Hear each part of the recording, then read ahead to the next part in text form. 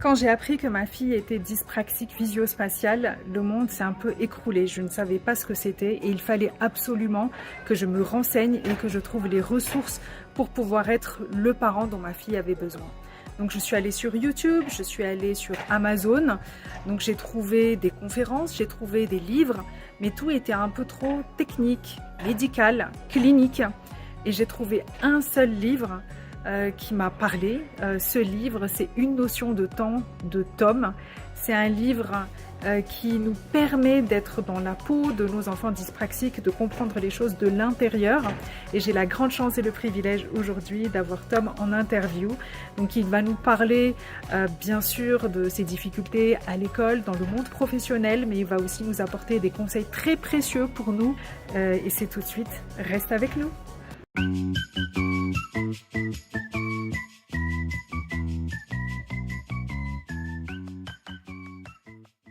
Tom, merci beaucoup d'être sur la chaîne Optimisme Cool. Merci d'avoir accepté Bonjour. mon invitation. Je vais te demander de te présenter un peu d'abord et puis de parler un peu de ton parcours. Très bien. Écoute, je crois que pour que ce soit plus simple pour parler de mon parcours, je vais te laisser poser des questions diverses et variées et je te répondrai. Donc en fait, je vais m'accrocher un peu au livre et te demander par exemple à quel moment quand tu as été dans ton enfance, tu as senti que tu étais un peu différent des autres.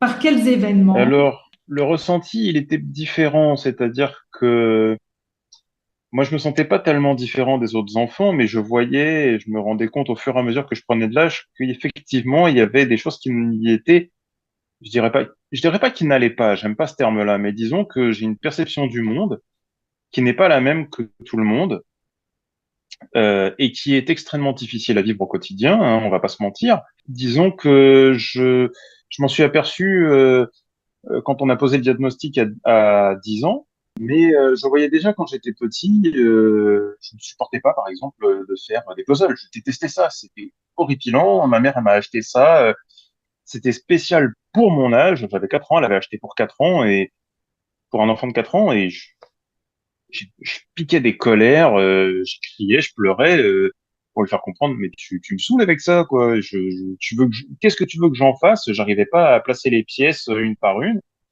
Je voyais pas où elle voulait en venir et elle a fini par lâcher prise et se dire bon, bah, c'est pas pour lui, c'est pas pour lui.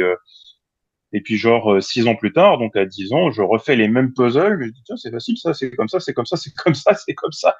Voilà, ça c'est la maturité n'est pas vraiment la même, je pense. Il y a aussi ça qui doit jouer. Et puis, c'était surtout avec les enfants, euh, en particulier quand il s'agissait de faire des jeux en groupe. J'étais toujours le dernier à être pris parce que j'ai la maladresse qui est là par rapport aussi par rapport à la vision. Hein, la vue est extrêmement importante. Ça nous fait extrêmement défaut. On ne perçoit pas les choses de la même manière. On n'a pas la même distance de l'espace. On n'a pas la même distance par rapport à notre corps, des choses comme ça. Donc, ce qui crée cette maladresse, et la vue y est pour beaucoup aussi, hein, forcément. Donc, le plan qu'on nous donne, eh ben, on est obligé de faire autrement et de se créer un plan B pour arriver au même résultat, même si le résultat va être que bah, le cheminement va être un peu plus long et donc du coup ça va être un petit peu plus compliqué, ça va être et c'est extrêmement épuisant. Et puis on a beau se forcer, réessayer, apprendre. Pour moi, c'était une chose horrible retenir mes leçons, retenir des poésies, c'était atroce parce que je travaillais sur la même poésie 1 heure, 2 heures, je retenais une ligne, deux lignes, trois lignes et je recommençais et au moment où je pensais réussir à retenir quelque chose, bah, j'oubliais tout, quoi. Et apprendre pour moi a été sur certains points une véritable souffrance, d'autant que euh, j'avais besoin d'avoir un résultat et une vision finale de ce qu'on me demandait de faire. Mais apprendre pour apprendre, même encore aujourd'hui, je me dis, apprendre du par cœur, mais pourquoi en fait? Travailler la mémoire, très bien, mais dans quel but? Si le juste but final, c'est d'apprendre pour apprendre, je ne voyais pas d'intérêt. Et plus tard, j'ai fait du théâtre à l'âge de 10 ans pour une pièce de théâtre pour l'école. Et ma maîtresse m'a dit, euh, c'est flagrant, tu n'arrives pas à retenir tes cours, tu n'arrives pas à retenir les leçons. Mais là, tu retiens ta pièce comme ça. À force de répéter la même chose, et puis on prenne des personnages, on s'imprègne des personnages des autres parce qu'on joue avec les autres, donc il y a un échange, c'est comme un jeu de ping-pong. Tu m'envoies ta réplique, je t'envoie la mienne, et ainsi et vice versa. Il y a vraiment ce jeu qui est là, et je savais qu'il y avait un enjeu à la fin qui était crucial, c'était qu'on va jouer une pièce de théâtre. Et Et- là-dessus, je comprenais l'enjeu, et ouais. j'ai compris. Euh, Quasiment 20 ans plus tard, j'ai fait ma formation. Là, je vais vraiment des années en arrière, enfin des années plus proches aujourd'hui il y a 20 ans, où j'ai fait une formation pour devenir masseur.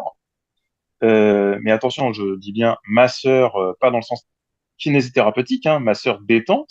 Mhm. Et je savais que pour moi, apprendre, c'était pas possible. Donc, je me suis dit, comment travailler ta mémoire de façon à retenir les choses? Et en fait, on a travaillé en groupe. Et le fait d'avoir cette connexion en groupe et de répéter, d'expliquer le cours et de se le répéter ensemble, bah, mes notes, elles étaient de 14 à 15 et quand j'ai fini par réviser tout seul, elles étaient descendues à 7 ou 8. Donc j'ai compris en fait comment je fonctionnais d'un point de vue de ma mémoire. C'est qu'il faut qu'on en discute pour que je comprenne, parce que j'ai une mémoire émotionnelle, une mémoire événementielle en quelque sorte. Je ne sais pas si on peut vraiment l'appeler comme ça, mais je l'appelle comme ça. Il y a plein d'autres termes pour définir les mémoires. T'as la mémoire visuelle, la mémoire cognitive, des choses. Enfin, mais moi, je l'ai fini par l'appeler comme ça avec mes propres mots, hein. Après, je ne suis pas scientifique. Voilà, je l'applique et je le dis avec mes propres termes. Je rebondis sur ce que tu dis parce que à travers tes mots, je retrouve vraiment ma fille. C'est-à-dire que ben, on a vu de la lenteur, de la maladresse, de la grande Oui, fatigabilité, des difficultés quand il y a des jeux en collectif. euh, Parce que ben, forcément, l'horreur. elle est souvent la dernière. Les règles, elle les intègre pas forcément du premier coup. Donc, Hmm, en plus, ben, quand on a un peu de retard dans la lecture, ça arrange pas. Donc, vraiment, oui, je comprends parfaitement. Et ce que tu dis, je le retrouve aussi parfaitement, c'est que apprendre, quand elle a la motivation et quand elle comprend le but, ça va tout de suite oui, très, très vite. Et oui, l'interaction avec les personnes qui peuvent la stimuler positivement, ça accélère. oui. C'est-à-dire qu'au début, par exemple, elle était dans un système typiquement français, un Mhm. système scolaire français, Oui, où académique, c'était quoi. Oui, je ouais, vois. très académique, par cœur, etc. Ça n'a pas fonctionné. Oui, Et puis, on a testé à un moment donné le système Montessori où ils étaient par groupe d'âge. oui, Et je là, connais. on voyait, par exemple, que bah, il y a certaines leçons, bah, quand c'est un camarade de son âge qui lui explique, eh ben, elle le comprend tout de suite. Mais quand c'est un Mhm. adulte, avec des mots d'adulte, etc., ça passe pas forcément. Et son Oui, camarade, oui. elle le comprend parce que, comme tu dis, il y a une certaine connexion émotionnelle.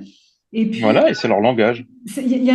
tu as vraiment l'impression qu'il faut qu'elle trouve la fréquence.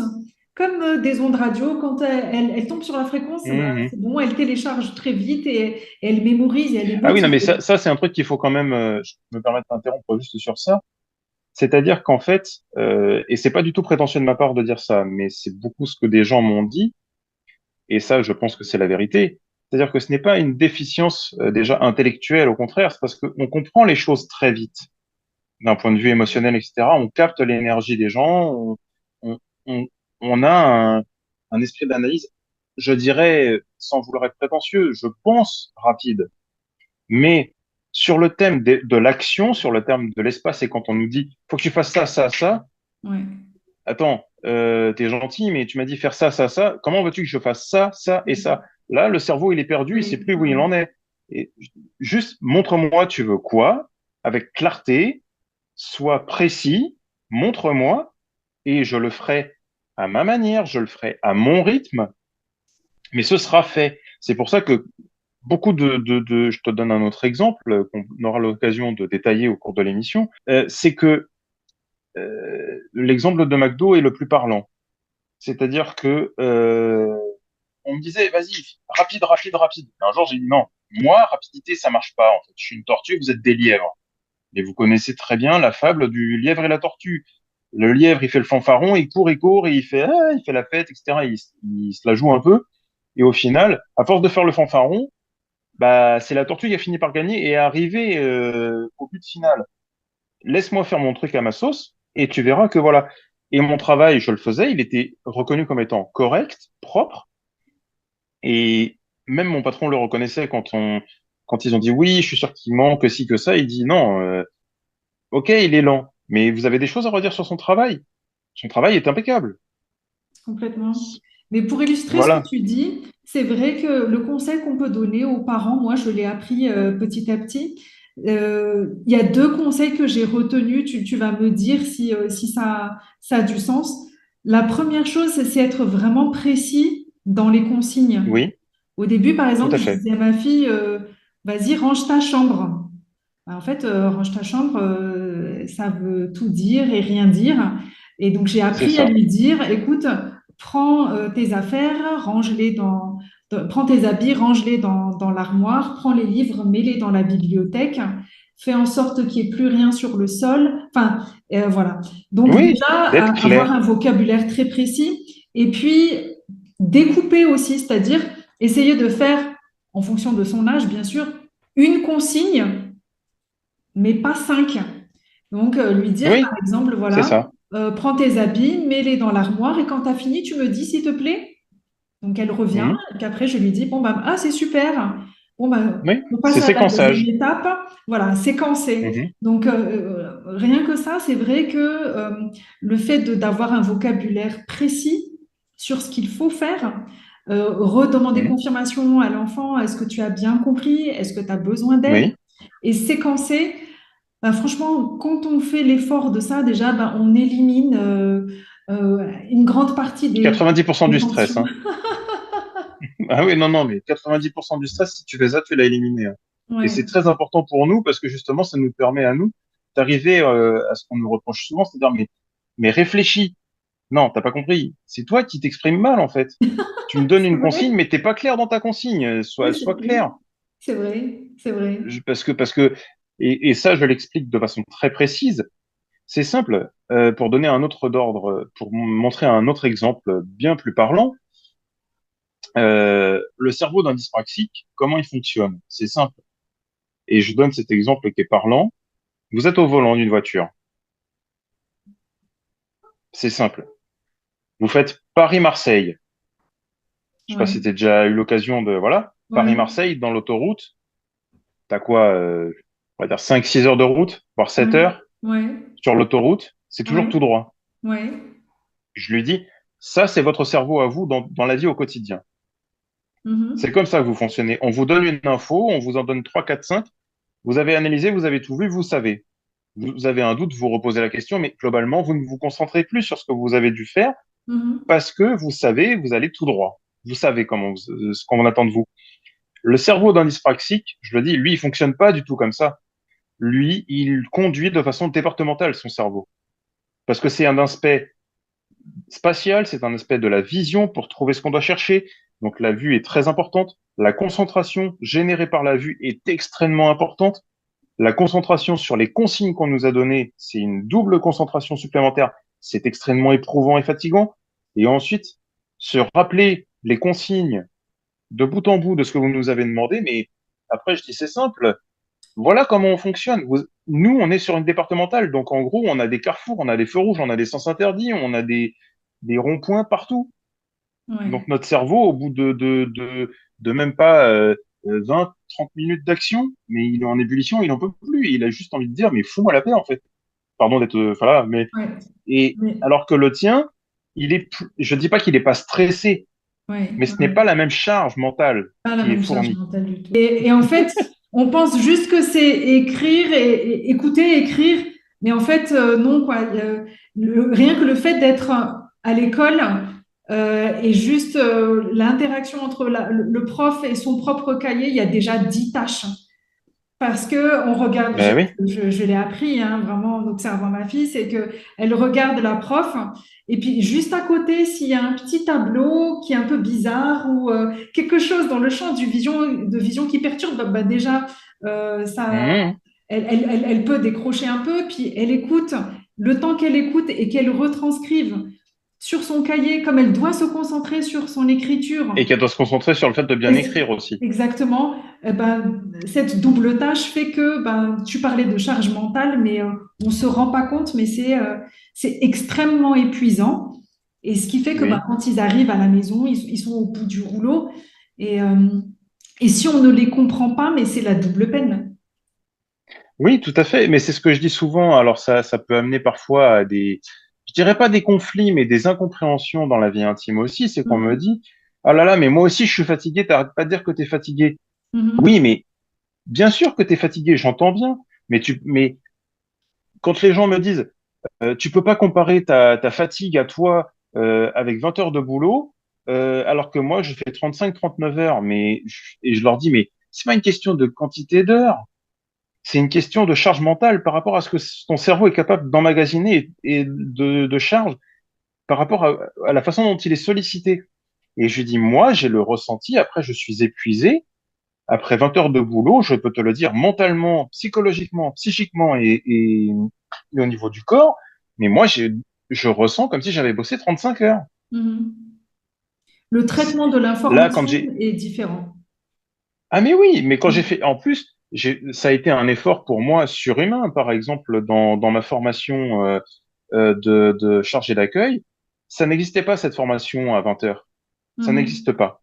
Il Ouais. n'existe aucune formation à l'heure d'aujourd'hui, euh, une formation rémunérée Mhm. à temps partiel en Mhm. France. Mhm. Ça n'existe pas, alors que c'est la France quand même. Ouais. Euh, et les autres, ils faisaient 35 heures comme tout le monde, et puis ils avaient là aussi leur travail à fournir à la maison. Mhm. Mais ils l'ont dit aussi, les professeurs, ils ont vu comment je travaillais, etc. Ils disaient que vous êtes la personne la plus assidue, vous posez des questions, vous notez, vous êtes, voilà. Mais moi, je Engagé. travaillais, oui, j'étais vraiment engagé parce que je me suis dit, j'ai pris cette décision, j'ai pris la décision de faire cette formation, je veux pas repartir sans le diplôme, c'est hors de question. C'était ma vision claire. Je ne voulais pas repartir sans ce diplôme qui était reconnu d'État. Je ne voulais pas. Et avec un enfant en bas âge, encore une fois, j'insiste. Ouais. Mais je travaillais pas 35 heures, je travaillais 39 heures. Mhm. Je ne comptais pas mes heures, je me mettais vraiment à fond. Et j'ai parfois mes professeurs, parce que c'était en distanciel, parce que c'était en 2020 quand même, hein, donc il y a eu le Covid en plus. Hein. Mhm. Et puis Mhm. après, quand on a pu refaire du présentiel à, à l'école, j'ai certains de mes professeurs qui me voyaient. Et j'ai quand même fait, au cours de cette formation, j'ai fait 4 crises quand même. Et ça Une se crise d'épilepsie, manifestait une crise de... comment, les crises? Ah bah, par la fatigue. Mhm. Je tombais d'épuisement Ah tellement ouais. voilà. Et même un jour, je me suis endormi en cours en présentiel parce que j'étais vraiment fatigué. Mes camarades et tout, ils étaient là, t'es sûr, ça va, mais pourquoi? Je dis, parce que t'es blanc, et je restais concentré et tout. Et puis j'ai fini par m'endormir. Je me suis réveillé parce qu'on devait sortir, mais je titubais, quoi, tellement j'avais fourni d'efforts et j'ai fini par m'écrouler par terre. Et la crise est venue dans la minute. Ah là là. Donc, Ils étaient 15. On était 15, hein. ouais. Ils se sont mis à 8 sur moi, je les ai fait valdinguer comme du... Voilà, quoi. Et Ah, ma prof principale qui s'occupait de nous à ce moment-là, elle a appelé les pompiers et tout, et ils ont dit non, non, mais quand il fait une crise comme ça, ne le touchez surtout pas. Parce il peut vous faire très très mal, quoi. Il peut vous blesser, vraiment. Et ah ouais. là dites-vous là que, en niveau de force corporelle, c'est comme si vous affrontiez un rhinocéros, quoi. C'était les termes, entre guillemets, quoi. C'est-à-dire que la force est, quand tu fais une crise de spasmophilie ou d'épilepsie en l'occurrence, mais là c'était une crise de spasmophilie, c'est-à-dire que j'étais conscient, mais je ne maîtrisais pas mes gestes et je suis tombé dans les vapes. Et là, la Mhm. crise est arrivée, encore plus Mhm. forte. Euh, les épileptiques ou les spasmophiles, ou les gens qui font des crises de spasmophilie sont rarement très épais, ils sont rarement musclés, c'est voilà parce que c'est Mhm. la douleur est très très forte parce que ton corps est tout en tension. Donc Mhm. pour donner une image, c'est comme si tu faisais des courses ou que tu portais une charge très lourde, tu n'avais plus la force de pouvoir le porter, que tu es, sur le point de craquer, tu vas le lâcher le truc parce que tu peux pas. Donc, Voilà. juste pour rebondir, donc par rapport aux parents Mhm. qui nous écoutent, donc on a parlé de maladresse, de lenteur, de grande Oui.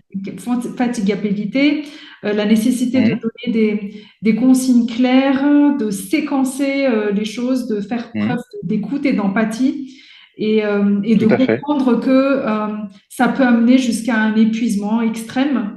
Donc là, tu parlais Mhm. d'épuisement dans un contexte professionnel, mais Oui. pour les parents qui retrouvent, on va dire, leur enfant en fin de journée à l'école, euh, quand ils arrivent à la maison et qu'ils sont épuisés, quels conseils tu pourrais leur dire en fait pour essayer d'apaiser l'enfant et pour faire preuve d'empathie? Alors ça, je dirais que déjà, enfin, c'est très difficile parce qu'encore une fois, ça dépend de l'enfant déjà. Mhm. Chaque enfant est différent. Mhm. Et faut pas oublier qu'il y a la dyspraxie qui fait partie d'eux, Mhm. le 10 d'une façon générale, hein. Ça fait partie d'eux.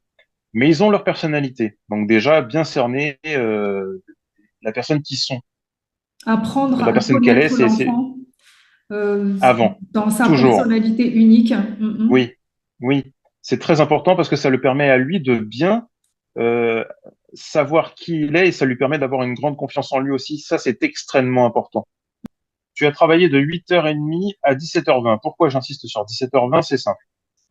C'est parce que imaginons que les parents ont décidé pour aider leurs enfants de les laisser à l'école 1 heure de plus, à peu de choses près, afin d'être aidés au niveau scolaire par un maître ou un ancien directeur ou un précepteur qui va les aider à faire leurs devoirs. Ouais, Ça, c'est très important. ouais. Ça, c'est vraiment crucial.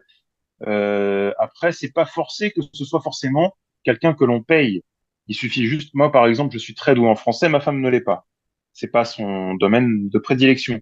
Ma Mhm. femme, elle est plus douée en ce qui concerne les matières, on va dire, scientifiques, ce genre de Scientifique. choses. Mhm. Voilà. Donc, notre fils, moi, je vais l'aider en matière de français, d'anglais, de choses comme ça, parce que Mhm. c'est plus parlant pour moi.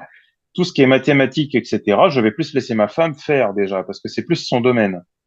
Et elle aura plus de patience que moi, déjà. Et ça, c'est Donc, très c'est important. ciblé.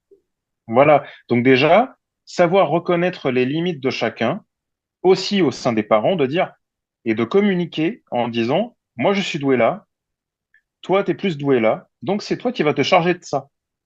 Et ça va Mhm. créer une synergie et une communion dans la famille déjà. Ça peut Mhm. être intéressant. Si vraiment les parents ne sont pas doués du tout, ça, ils ont le droit de reconnaître leur tort et de dire je ne suis pas doué pour ça, c'est pas voilà. Ils ont le droit. Et ben Mhm. de demander à un oncle, une tante, un cousin, un frère, ou Je alors suis entièrement d'accord. C'est-à-dire que privilégier vraiment la relation de qualité et la connexion oui, avec son à enfant, la parce que c'est quantité. vraiment là, voilà.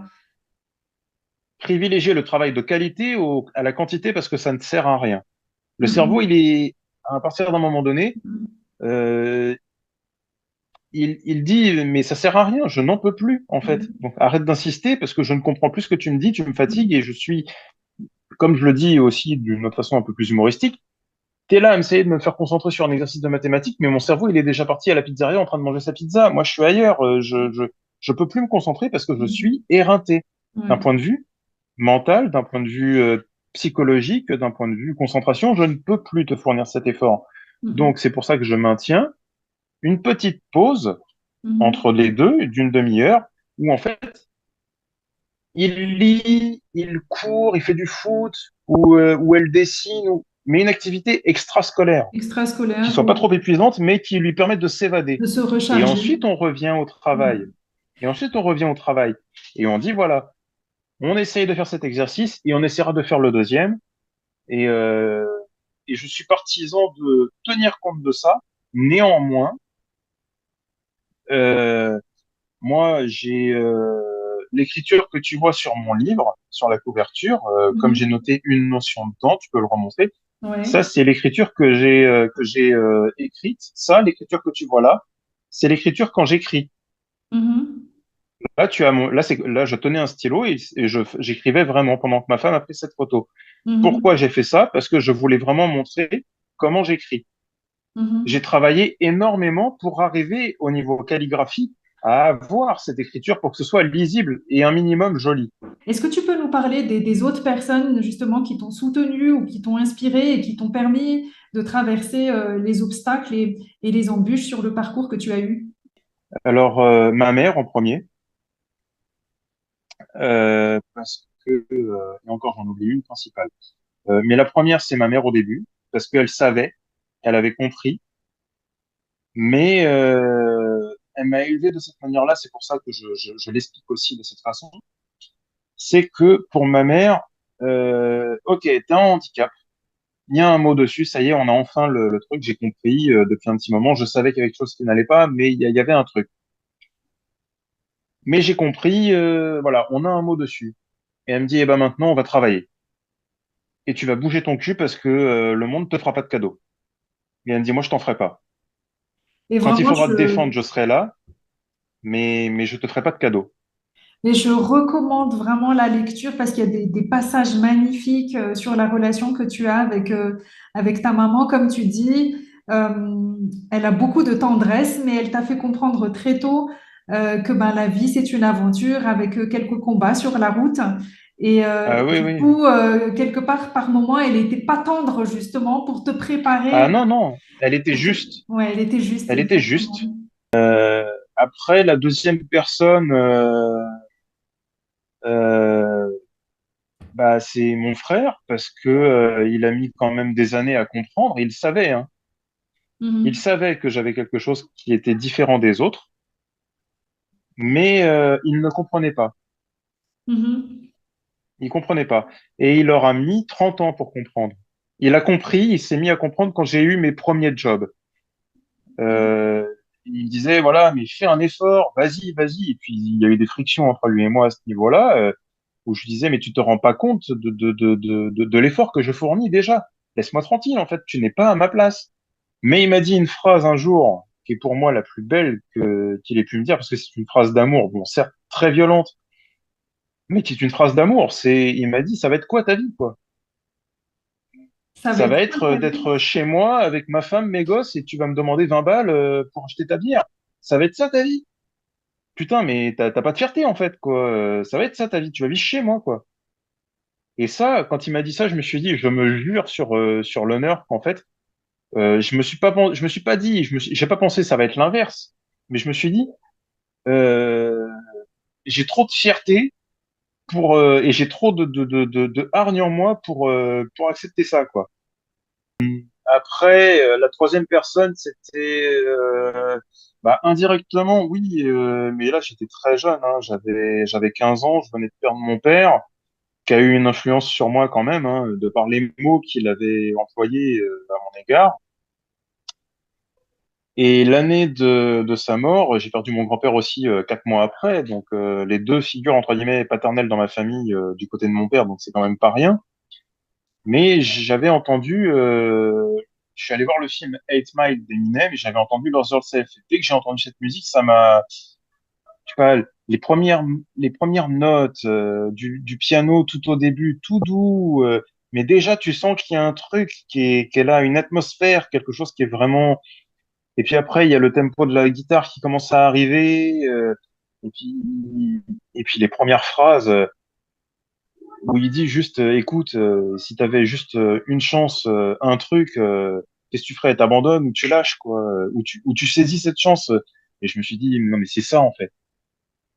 Donc là aussi, c'est vrai que quelque part, tu as eu la chance d'avoir un entourage très proche entre ta mère et ton frère qui ont su aussi appuyer là où il faut pour que ça te donne un coup de pied aux Oui, fesses et que tu ah, ailles mais quelque toujours, part vers ce que tu aimes, toujours. vers ce qui t'anime et que tu nourrisses justement les talents et les passions que tu avais en toi parce que Bah, c'est ça, tu et mon parlais frère, donc il m'a, tout à fait. d'une fibre littéraire et de ces Mhm. mots justement qui dansaient dans ton oreille, dans ton cœur.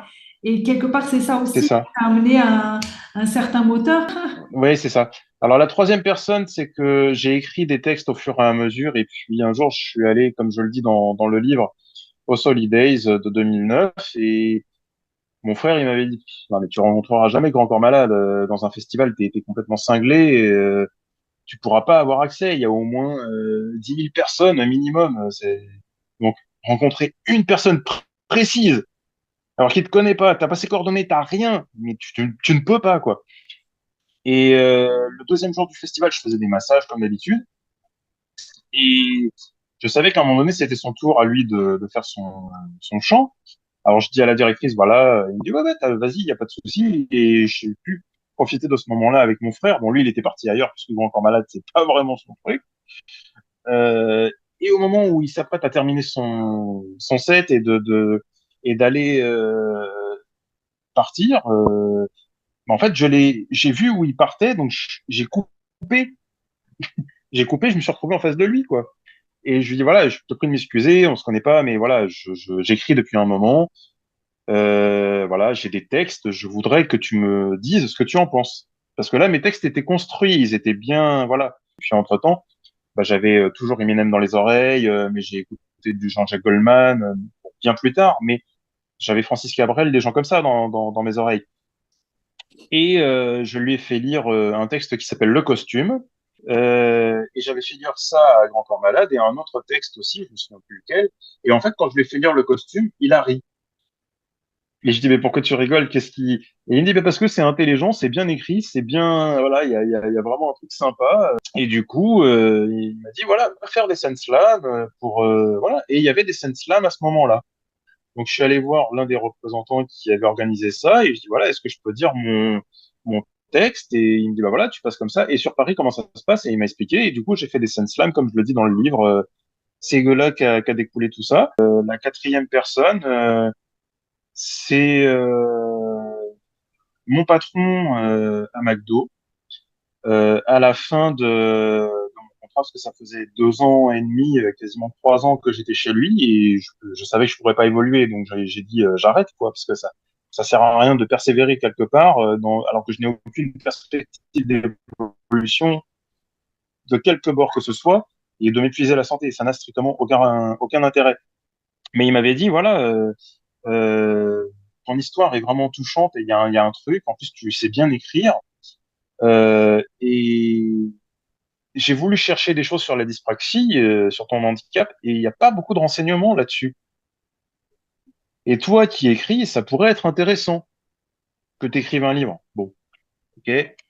Moi, t'es gentil, mais j'ai 25 ans au moment où tu me dis ça, quoi. Et dans ma tête, écrire un livre de cette ampleur à 25 ans, pour moi, c'est prétentieux.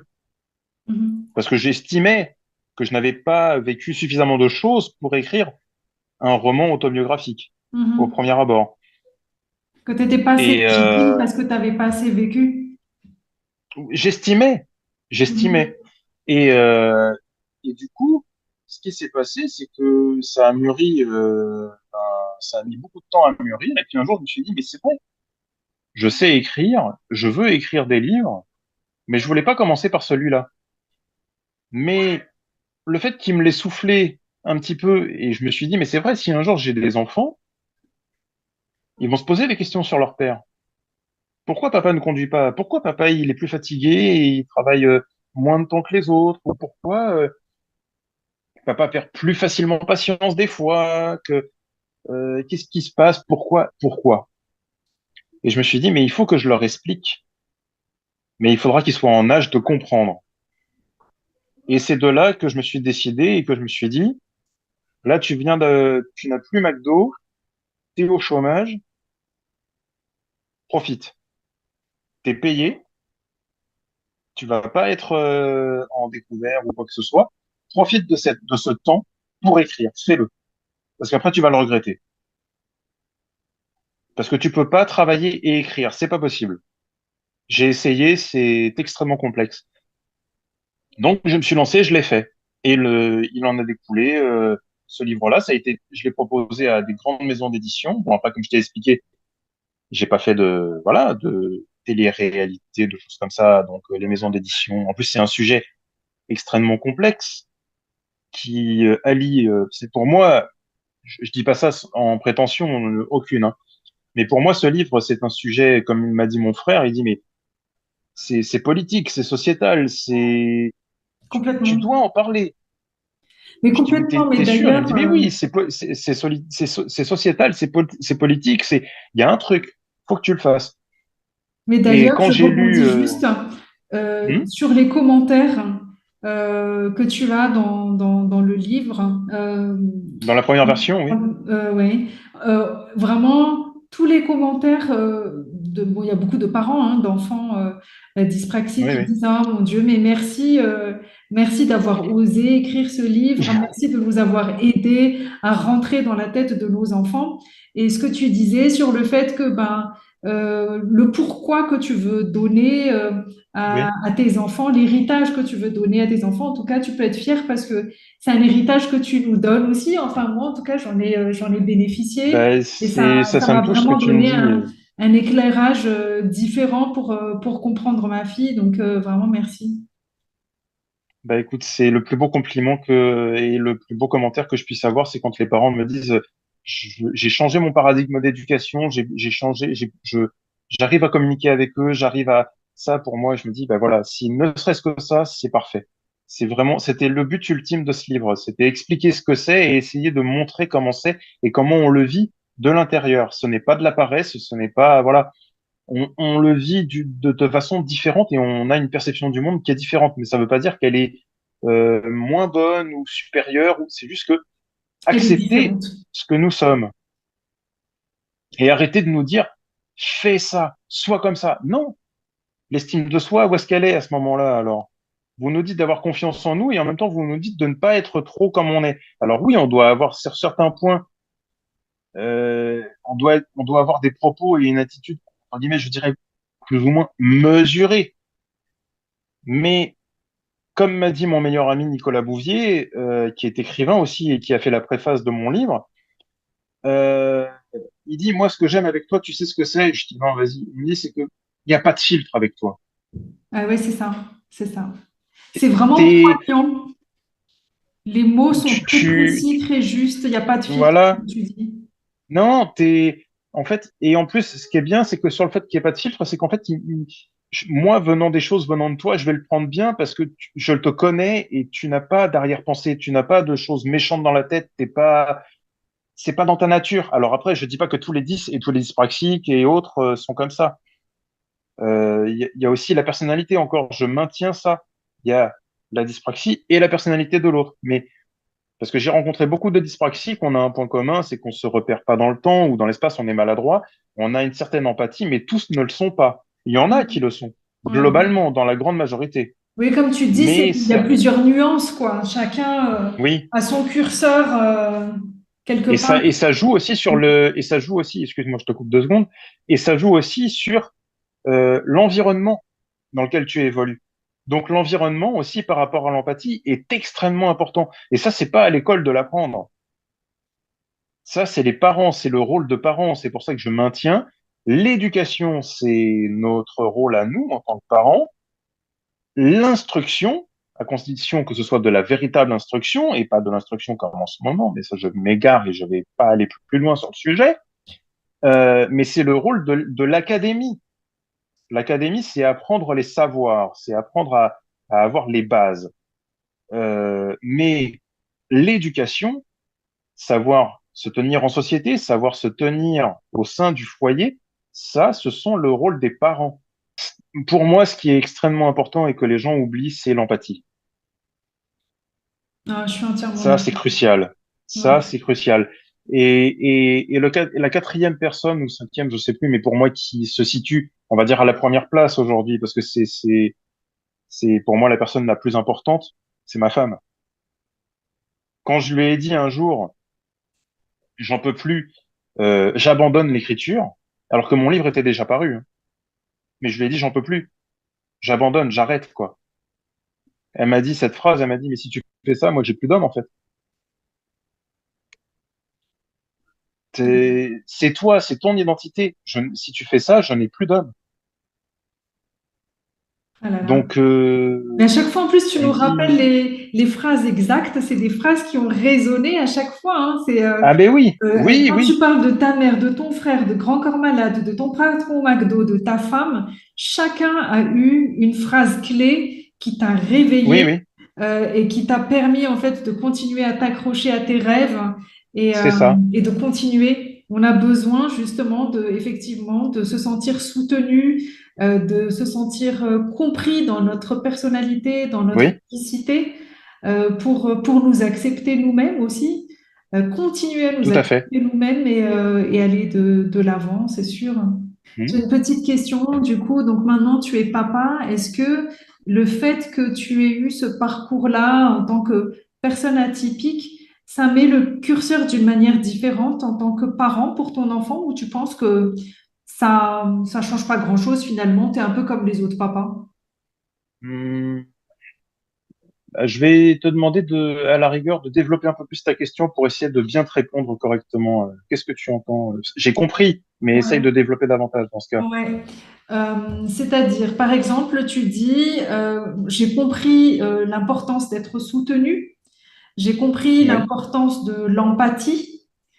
Est-ce que oui. tu penses que toi, en tant que papa, par rapport à ton enfant, tu accordes plus d'importance à l'empathie et au soutien que tu peux apporter à ton enfant par rapport à un autre parent qui n'a pas vécu ce que tu as vécu? Je m'efforce de ne pas ressembler au père que j'ai eu, Mhm.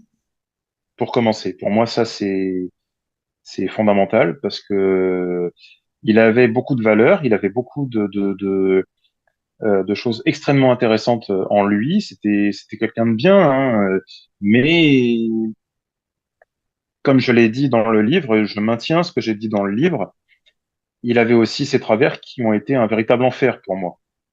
Vraiment, c'était pas, c'était, disons qu'aujourd'hui, en tant que père, je vais le dire avec encore plus de compassion qu'à l'époque, mais euh, je dirais simplement qu'il était perdu, il savait pas comment faire Mhm. avec moi.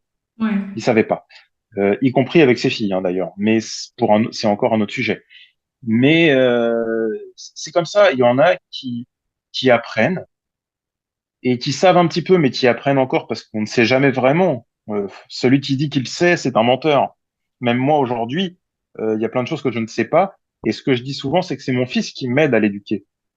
Quand on quitte la maison et qu'on va dans un lieu public, on quitte la maison, je ferme la porte et je dis, on est où là? Il me dit, on est dehors. Donc, on se tient correctement. Il a 7 ans. Mhm. C'est juste des petites phrases, mais on répète à chaque fois et on répète et on répète et on répète et on répète. Après, il y a son caractère aussi. Il est foncièrement gentil, il est adorable.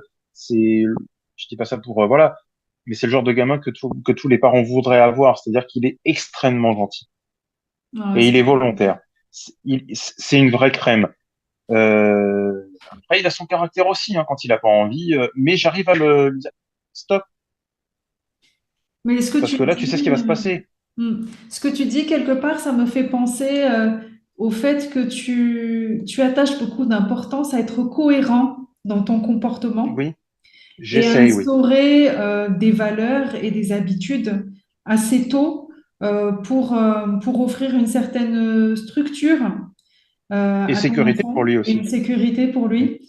Et c'est vrai que enfin, je le remarque, comme tu dis, le fait de répéter et d'être clair dans ce que tu dis, finalement, l'enfant s'en imprègne et ça devient Mhm. après naturel. Par contre, Mhm. quand tu as un discours qui change en fonction de ton humeur, Oui. parce que ça nous arrive en tant que parents, des fois on est Oui, bien fatigué sûr. si on dit n'importe quoi. Ah oui, oui, oui. Donc du coup, quand on manque de constance dans notre manière de nous comporter, dans notre manière de transmettre les consignes et ce qu'il faut, bah, c'est là où généralement on arrive à des petites catastrophes. Donc c'est vrai ce que tu Ah oui, dis, mais c'est ça que arrive, hein, moi y t'as compris, hein. pas Oui, besoin oui. de crier, t'as pas besoin de faire des choses dithyrambiques. C'est plutôt les petites actions quotidiennes les petites habitudes que tu installes, le discours cohérent que tu fais au quotidien qui amène Bien sûr, ton enfant à comprendre qu'est-ce qui est attendu de lui. par rapport au harcèlement. Donc, je lui ai appris un truc extrêmement important dès la maternelle. Alors après, les maîtresses, les directeurs, oui, ça se discute. Non, non, non, non. Ça, c'est l'éducation. Je suis désolé. Vous n'allez pas me dire comment éduquer mon fils. Vous, c'est l'instruction. Faites votre job et laissez-moi faire le mien. D'accord? Je lui dis simplement, voilà, bonhomme, on t'embête une première fois, laisse-moi tranquille. T'es ferme, t'es gentil, respectueux, laisse-moi tranquille. On t'embête une deuxième fois, le même, hein. On t'embête une deuxième fois, tu dis, je veux pas que tu rapportes, je t'interdis de rapporter, mais à partir de la deuxième fois, parce qu'il a été prévenu une première fois, tu vas voir le directeur ou tu vas voir la maîtresse ou le maître. Ça m'est égal. Mais qu'un adulte soit prévenu de la situation et tu précises. Tu te dis, je l'ai prévenu une première fois, il recommence, je viens vous voir vous, parce que vous représentez l'autorité. Le gamin revient une troisième fois. Pour moi, tu t'es pas battu, tu t'es défendu. Je t'autorise, tu m'entends? Parce que tu as fait les deux préceptes avant. Je t'autorise non pas à taper, parce que c'est hors de question. J'apprends que tu as tapé un gamin, tu auras affaire à moi. Mais je t'autorise à te défendre. Ce n'est pas la même chose. Ce qui fait que, du coup, lui, il a bien compris ces trucs-là. Un jour, il y a un de ses camarades,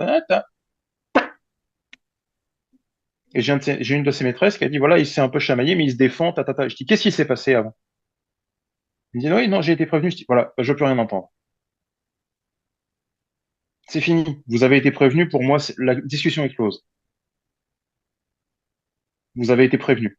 C'est que c'est le gamin qui a poursuivi. Et que c'est ce gamin-là qu'il faut que vous recadriez, pas mon fils. Ça, c'est hors de question. Si mon fils a tapé le premier et qu'il n'a pas dit les deux premiers préceptes, croyez-moi qu'il va entendre parler du pays. Mais s'il a dit les deux premières choses, vous n'avez rien à lui dire. Strictement rien. Moi, j'essaye d'être cohérent le plus possible. Et d'autant plus parce qu'il est, comme je le disais, foncièrement gentil. Et puis, sa maîtresse m'avait dit, oui, mais vous comprenez, vous pouvez pas avoir ce genre de discours, etc. Je dis, madame, je crois que vous savez pas à qui vous parlez, en fait.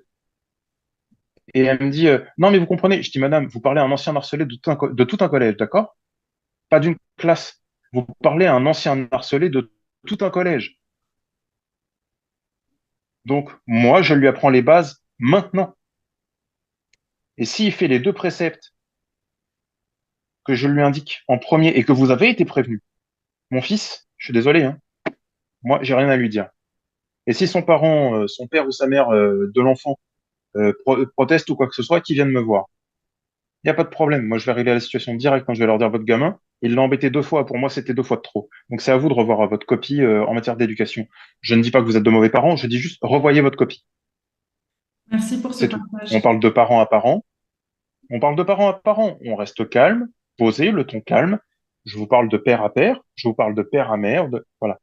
Votre enfant, visiblement, a insisté.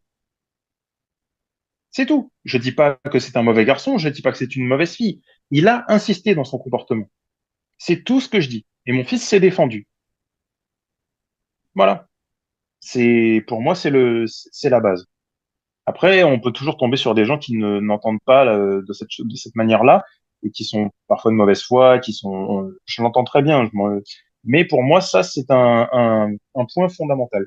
Parce je le connais, je vois comment il est. Il sait se défendre, il a du caractère et ça me rassure. Mais encore une fois, il est foncièrement gentil. J'ai même une mère de famille, une fois, qui a, dans son école, avec qui je discute brièvement, qui m'a dit, oui, il est vraiment, vraiment gentil, voire on peut lui marcher dessus, quoi. Faut quand même. Et je l'ai regardé, j'ai souri, et elle me dit, pourquoi vous souriez? Je dis, bah, je vais vous expliquer pourquoi. C'est pas mon fils qui a un problème, c'est peut-être que les vôtres, il faut un peu les. Voilà, quoi. Je suis désolé, hein. Vous êtes en train en gros, de me dire que mon éducation n'est pas bonne. Moi, je vous le dis, mon fils, il va très bien.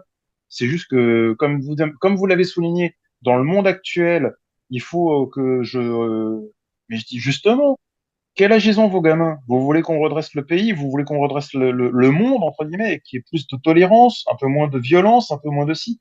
C'est maintenant.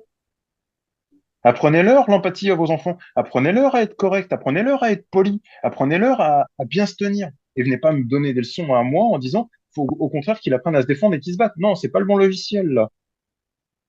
Wow. C'est Et ma perception. C'est ma perception. Et je ne cherche à convaincre personne de réagir comme ça. Juste, mm. voilà, c'est ma conception. Je pense que vraiment on a pu balayer les sujets qui Mm. intéressent beaucoup les parents. Donc on a parlé des signes de la dyspraxie, des difficultés qu'on peut rencontrer, que ce soit à l'école ou dans le milieu professionnel. Tes rencontres, hein, les 5 personnes, ta maman, ton frère, grand corps malade, ton patron au McDo, ta femme qui ont été d'un soutien Oui, indéfectible. On a parlé de la cohérence, d'être juste, d'être constant dans les valeurs qu'on veut transmettre. On a parlé du harcèlement que toi, tu as oui. vécu de manière très profonde et de la manière dont Mais y compris au travail, hein. dont tu veux protéger aussi ton enfant.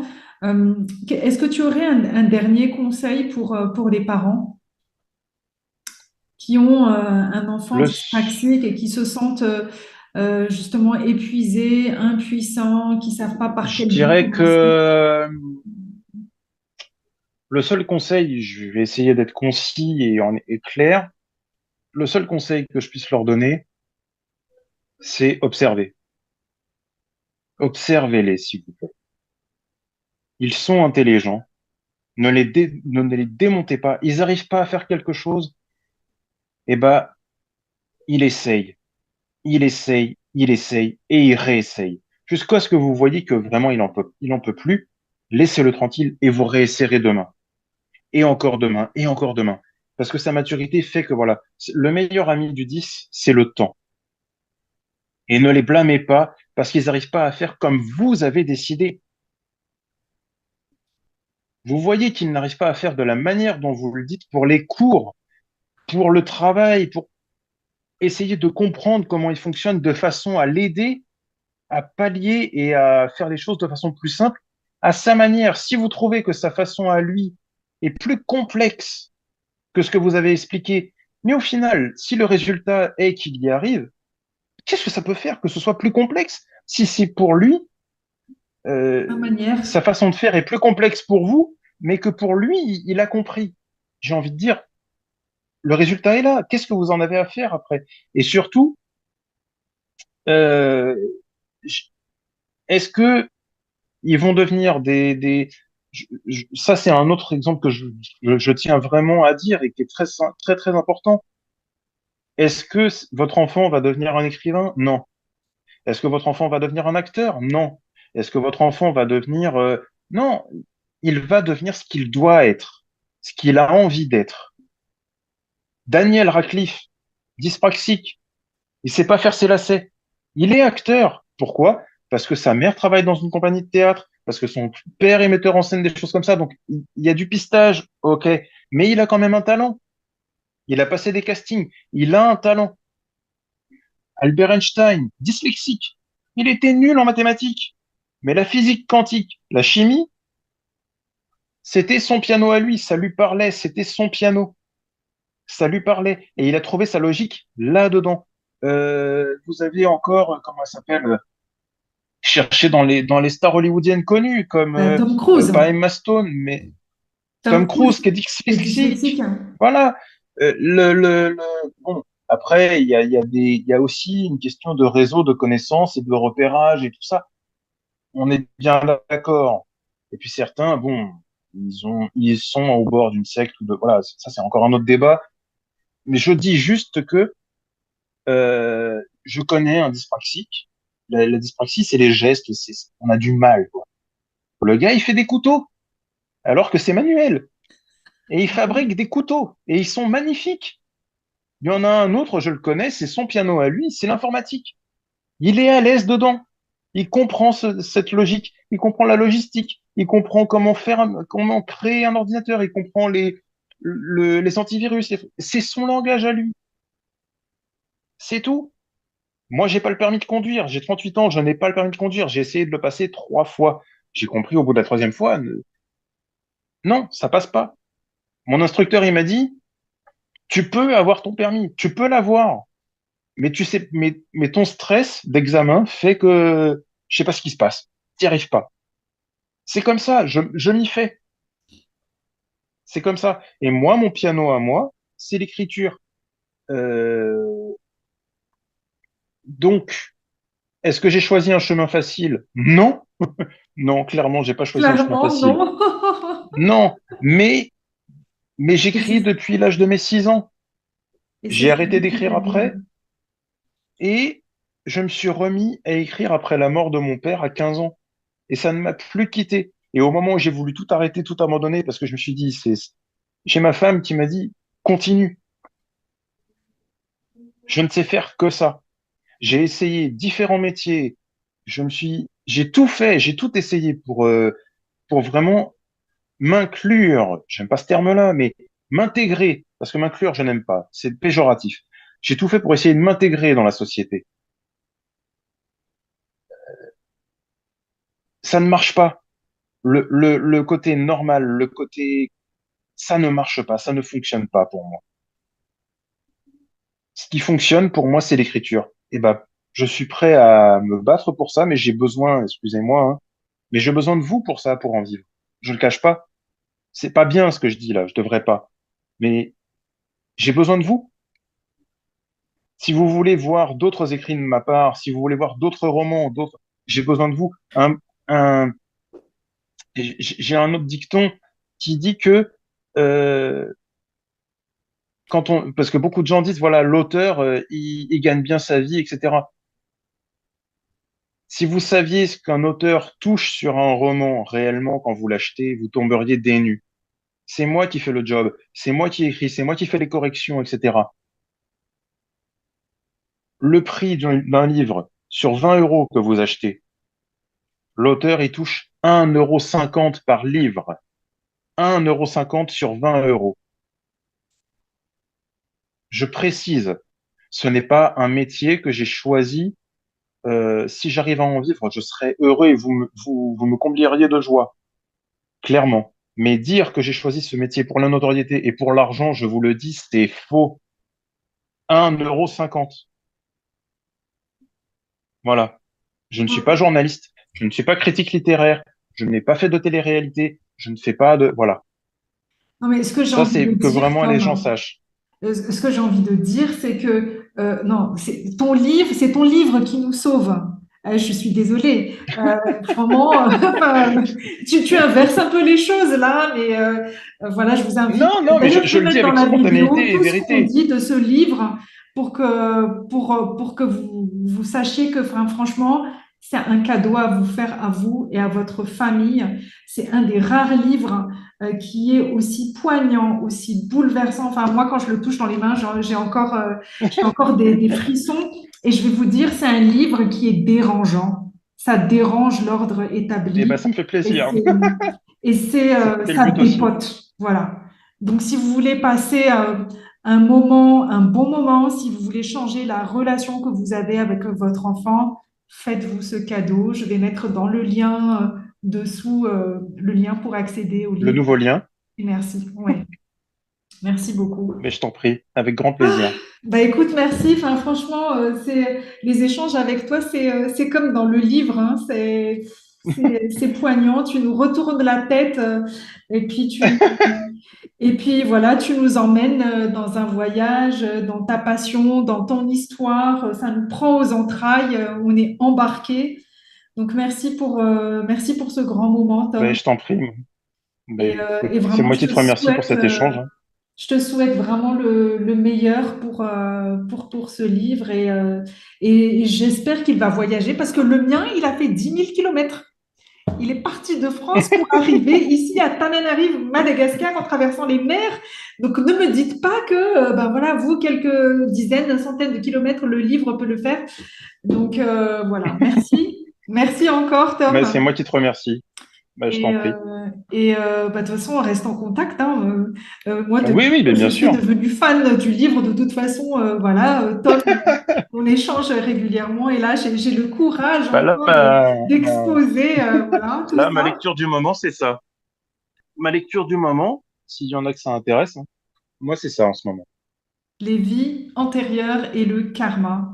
Ah, waouh! Ah, super! Ah, ouais, ouais. Voilà, de Pourquoi pas? Sandrine Müller-Bohard. Ah, bah, super. Merci pour la recommandation. Voilà, et après, je vais lire ça. Ah, Frédéric Lenoir, j'aime beaucoup. J'aime beaucoup. Est-ce que Voilà. tu sais qu'il est né à Madagascar? Non, Ah ben tu viens voilà, de me l'apprendre. je t'apprends quelque chose. J'aime Ouais, c'est beaucoup. gentil. On a pas mal Voilà, compris donc c'est mes de lectures Frédéric du Lenoir. moment là en ce moment. Donc assez philosophique, assez spirituel, assez profond. Ouais. Donc, Bah, super. j'essaye en tout cas, hein, j'essaye d'être naturel et de voilà quoi. Et je me permets juste une petite chose parce que tu as montré mon livre, mais toi tu as l'ancienne version. Euh, du coup, mon livre qui est actualisé hein, sur Amazon, vous le verrez, il est comme ça. Bon, il n'y a Super. pas l'animiste au milieu, Ouais, mais il est comme ça. Voilà, super, c'est une notion de temps sur Amazon, vous le trouvez directement et il n'est disponible que sur Amazon. super, super. Voilà. Merci beaucoup, Tom. Ben, je t'en prie, hein, c'est moi. Et puis bah, une prochaine, hein, À si tu veux, très avec grand plaisir. bientôt. Très bientôt. Ouais. Ciao, ciao.